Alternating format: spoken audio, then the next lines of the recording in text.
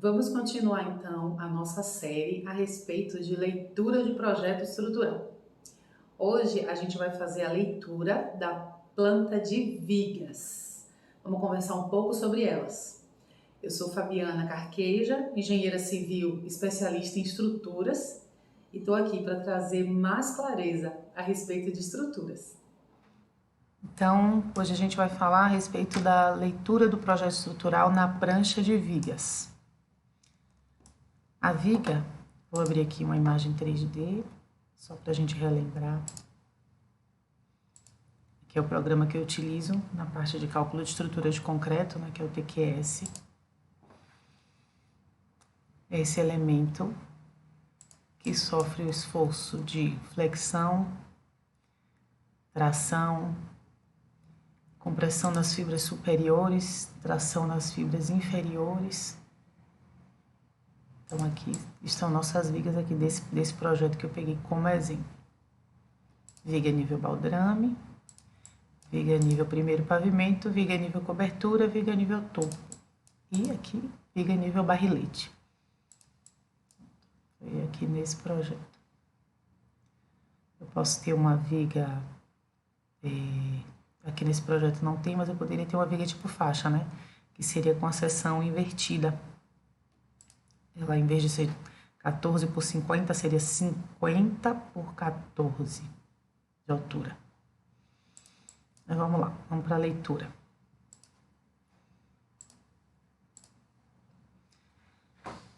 Aqui, então, eu tenho uma vista lateral da viga. Então, eu tenho nessa seção a armadura superior, a armadura inferior e a armadura lateral, que às vezes se faz necessária. Então, aqui num corte da seção de concreto, eu tenho a armadura longitudinal. Peraí, que tem um errinho aqui. Longitudinal inferior, longitudinal superior e a armadura lateral, que às vezes é necessária, quando eu tenho torção, por exemplo, ou a partir de determinada altura da viga. Então, é muito fácil a planta de leitura. Agora vamos aqui na viga, né? Que aqui é um modelinho básico para a gente entender. Que ela vem assim, ó. Vem mostrando ela a lateral da viga, essa seção lateral. E o ferro vem cá em cima e o outro ferro vem cá embaixo, destacado. Vamos pegar uma viga simples aqui, ó. Essa V4, tá vendo? Eu tenho aqui o P6 e o P16 e o P17 e essa viga V4 que vai de um até o outro. A armadura superior, a armadura inferior e ela não teve armadura lateral. O outro ferro que tem nela é o estribo. A armadura aqui não está representado em cima e embaixo. Coloquei os dois aqui na parte inferior para organizar melhor o desenho. Então, o que é? Aqui eu tenho essa linha para fazer a divisão, mostrando a divisão, né? Entre a armadura superior e a inferior. A armadura aqui com o comprimento total dela, que a gente já viu na parte de leitura de ferro, que é o quê? Cada ferro tem seu nome, como cada pessoa tem seu nome, então esse é o N1 e esse é o N2. Então, acontece duas vezes o N1 com diâmetro de 10 milímetros e um comprimento total de 532. Por que 532? 25 mais 482 mais 25. Comprimento total 532. E aqui embaixo o N2. Dois ferros N2 com diâmetro de meia, ou de 12,5 milímetros. O comprimento total de 512. 15 mais 482 mais 15. E aqui está o estribo. Relembrando a leitura do estribo, ele tem 34 e tem 8, mas o comprimento total dele dá 98. Porque é 34 com 8 com 8 com transpassezinho aqui. Então é 31 N3, porque o nome que foi dado a ele foi N3, diâmetro de 4,2 milímetros e o comprimento total de 98. E ele ocorre a cada quanto? Essa informação está aqui, ó. 31 φ de 4,2 a cada 15 N3, ao longo desses 461 centímetros que distanciam aqui a face desses dois pilares. Esse corte aqui, ele tá mostrando, né, o que ocorre nessa seção. Pronto, então essa aqui é uma viga bem simplesinha para a gente entender a leitura da prancha de estrutura na parte de vigas. Vamos ver uma outra aqui. Deixa eu ver, essa aqui, pronto, essa daqui que tem transpasse. Tá vendo? Uma vigona, né? V6. Então, é uma viga de 14 por 40 em todos os seus vãos. Aqui estão mostrando várias seções, seção A, B, B, C, C e D, D. E cada seção dessa é demonstrada aqui. Então, o que ocorre? Nesse primeiro vão aqui, primeiro e segundo vãos, eu tenho aqui um pequeno balancinho, né? Tá vendo aquela linha do meio para demarcar o que é a armadura na parte superior e a armadura na parte inferior. Então, eu tenho aqui nessa parte de cima, eu tenho uma dobra de 25, né? Para esses dois ferros N1 com diâmetro de 8. E um comprimento total 502, que é 477 com 25. Pronto. Depois, eu tenho esse outro ferro N2. Depois, eu tenho esse outro ferro N3. E assim, essa armadura, ela é colocada na viga. Isso não fica distante disso não, tá? Nesse desenho das armaduras, ele tá colocado assim para que se entenda na hora da fabricação que eu tenho dois ferros N1 aqui e dois ferros N1, mas eles, na verdade, eles lá ficam juntinhos, como aparece aqui na seção, tá vendo? Você não vê diferença. Lá na obra, o armador, ele vai amarrar um ferro no outro. Aqui é só para mostrar que são ferros distintos, né? Pedaços distintos de ferro em cima do outro, como aqui, ó. Pronto, aqui. Certo? E o estribo é o mesmo, porque não houve mudança de seção. Lógico que o ferro não vai chegar até a ponta do pilar, porque precisa proteger o cobrimento, né? Que pode variar 3 centímetros, 4 centímetros, depende da classe de agressividade. E aqui nesse corte também mostra as vigas que chegam nessa outra peça, né? Na V6. Então, chega aqui, ó, V11, chega a V13, sobreposição de desenho a gente não pode deixar, né? V16, uma viga que chega na outra viga. É permitido? Claro que é permitido. Vamos olhar uma prancha de forma, para mostrar as vigas. Aqui, por exemplo. Então, eu tive aqui do P2 até o P3, a viga V2, ela tem 14 por 40, mas na prancha de forma, você não fica assim botando pedacinho por pedacinho, V2, V2, V2, entendeu? Você bota só no início, V2, 14 por 40. Então, vou ver se tá certo.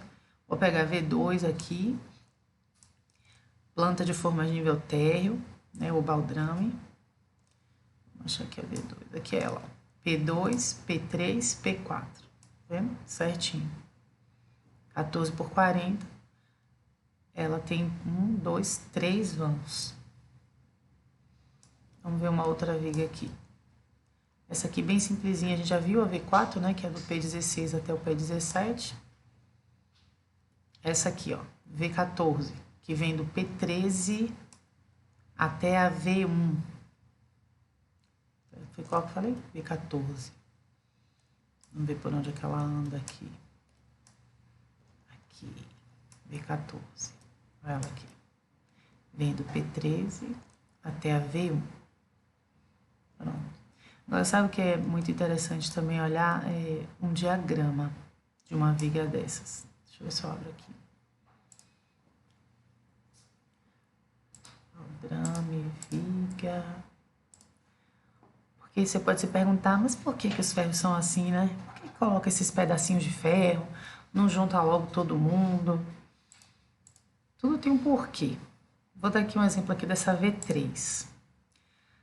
A V3, ela tá sendo ligada aqui do P15 até o P14, né?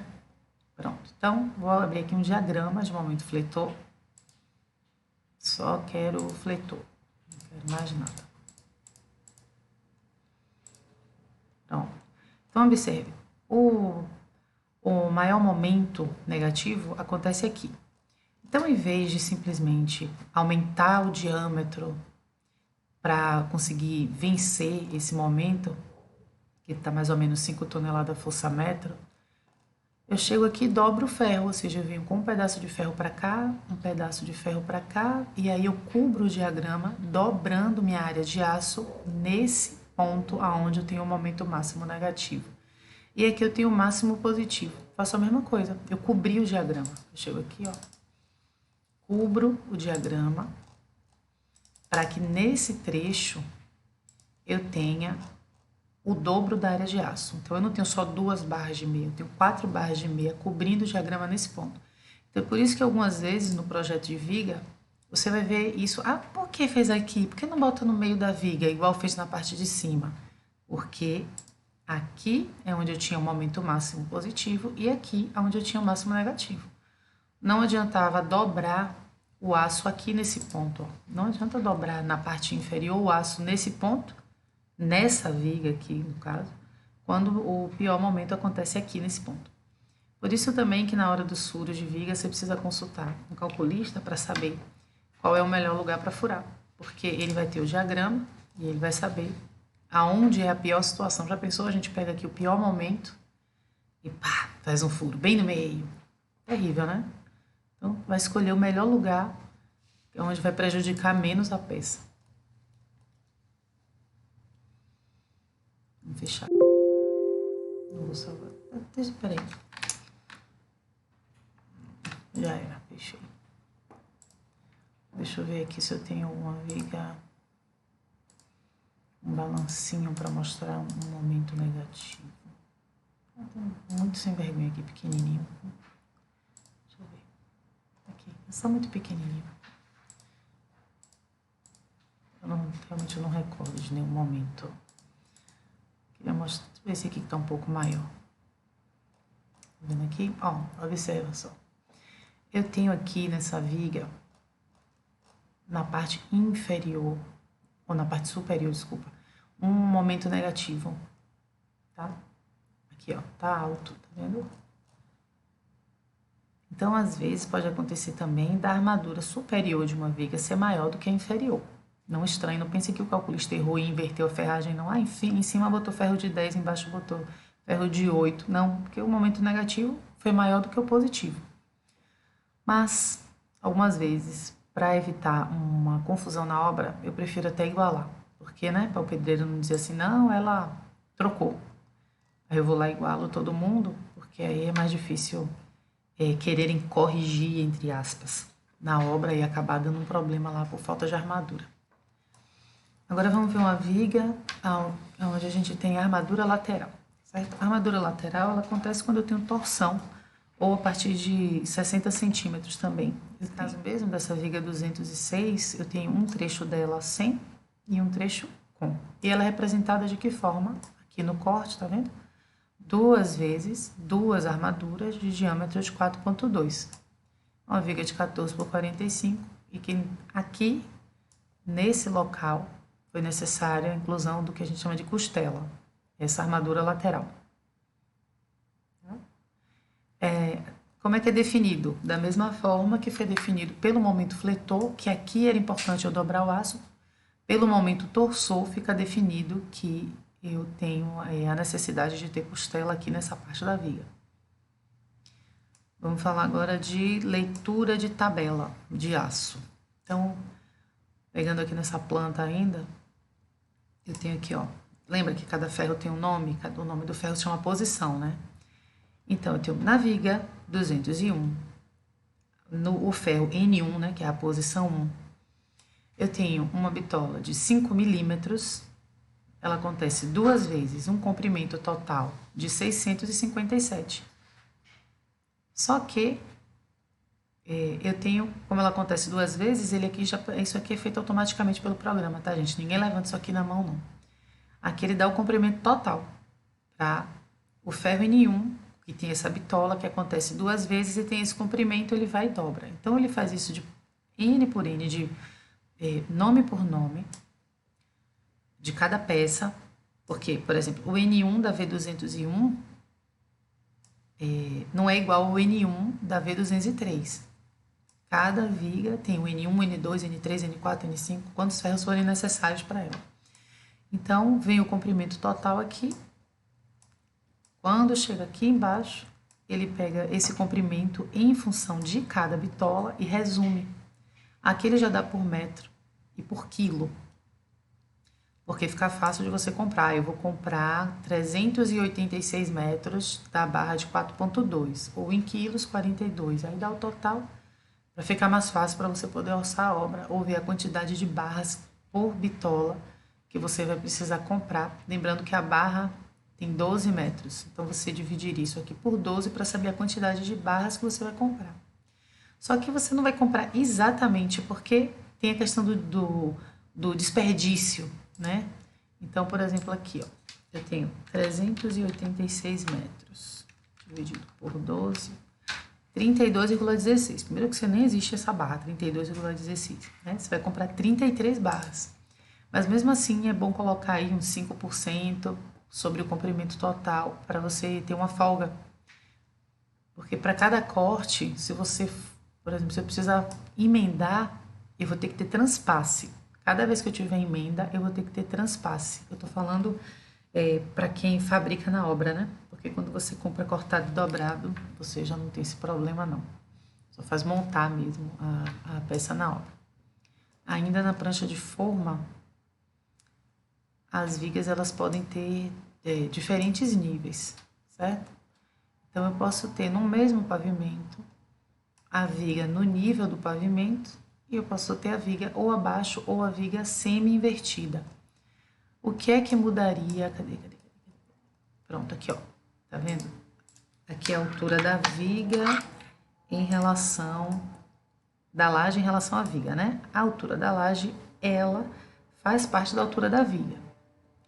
Ah, mas aí agora, por causa do forro, eu quero que a viga, ela suba um pouquinho. Eu quero matar meu forro, não sei. Eu quero que minha viga suba um pouco. Pronto. Eu vou chegar aqui e vou dizer que ela subiu, sei lá quantos centímetros, porque aqui é um desenho esquemático, né? Aí eu lhe pergunto, tem problema, estruturalmente falando, fazer isso? A altura da viga e a altura da laje já não tá no topo, não tá topo com topo, tá vendo? Não, não tem problema nenhum. Para a viga isso não tá dizendo nada. Você pode usar ela semi-invertida, que seria essa condição, ela normal, que seria essa outra, ou você pode usar ela totalmente invertida. Para a viga, isso não está dizendo absolutamente nada. Não tem diferença nenhuma. Ela totalmente invertida, ela semi-invertida ou ela normal. Tá? Para a estrutura, isso aqui tanto faz, né? Não tem nenhuma diferença. Só tem que ter cuidado para que, se essa viga que você inverteu, ela estiver chegando em outra, elas têm que ter coincidência de nível, tá certo? Porque aí sim você pode ter necessidade de uma armadura de suspensão ou algum outro tipo de armadura para poder fazer essa ligação. Já pensou? Se não ficar um em cima e um embaixo, aquele dentinho embaixo. Isso é uma falha, né, na verdade. Ficou com alguma dúvida? É só escrever.